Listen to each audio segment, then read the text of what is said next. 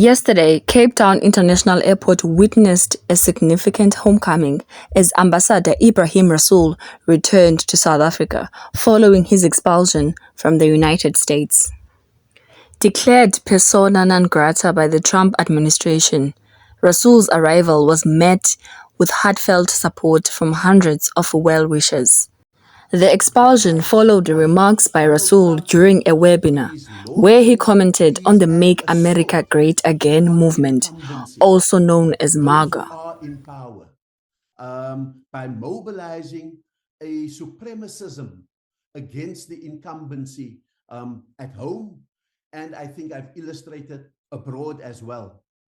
So in terms of that, the supremacist assault on incumbency, we see it in the domestic politics of the USA, the MAGA movement, the Make America Great Again movement, as a response, not simply to a supremacist instinct, but to very clear data that shows great demographic shifts in the USA, in which the voting electorate in the USA is projected to become 48% white, and that the possibility of a majority of minorities is looming on the horizon. And so that needs to be factored in so that we understand some of the things that we think are instinctive, nativist, racist things. I think that there's data that, for example, would support that would go to this wall being built, the deportation movement, etc., etc. So I think I mentioned that.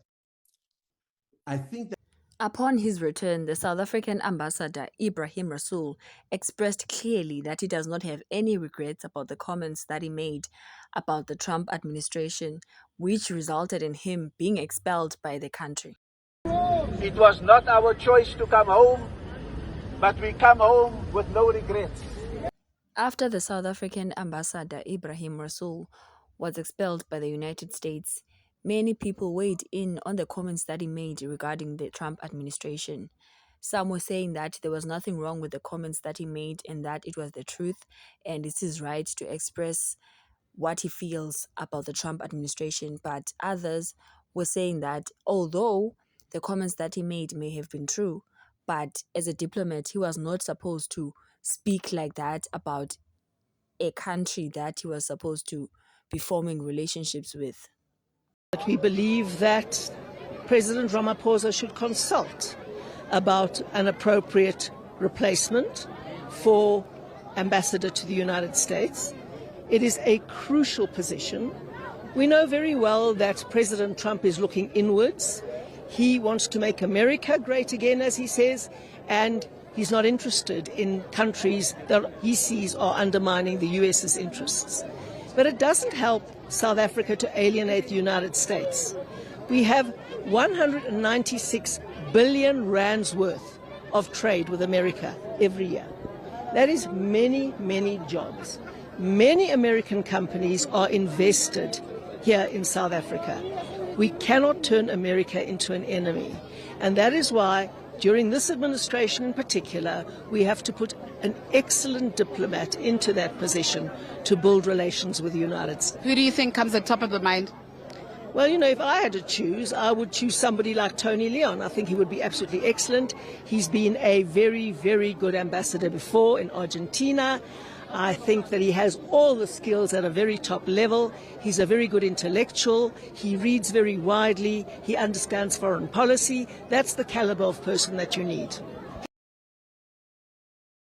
Yeah, I think it's actually premature to think about these things also of who should go. What I expect what is going to happen is that there will be quite some time being used by the government, that means the Government of National Unity, and then very specifically the Office of the President here, and where we are at the Union Buildings, about looking at, first of all, to make a proper analysis of what is the situation and the trends and tendencies in the US, what can we expect as a country, South Africa, for the foreseeable future, in which direction it is going, and then to look at someone who will be most appropriate for that, and not what the US wants, but what is actually in the interest of South Africa in the first instance, but at the same time a person who will play that role of a diplomat. I personally am much more in favor of someone who's a career diplomat than a political appointment. Unfortunately, in the last number of years, they were all political appointments, and I think this is part of the problem, is that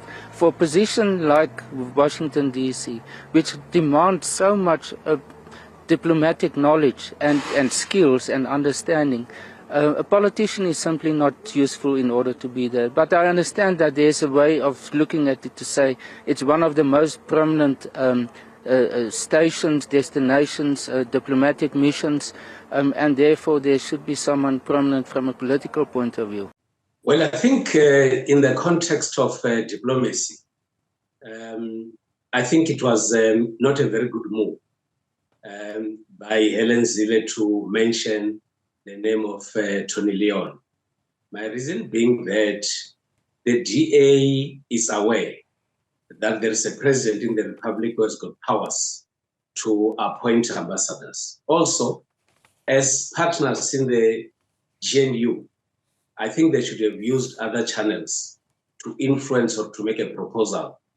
As the nation watches closely, the appointment of the next ambassador to the United States remains a topic of intense discussion, reflecting the broader challenges and opportunities within South Africa's foreign policy landscape.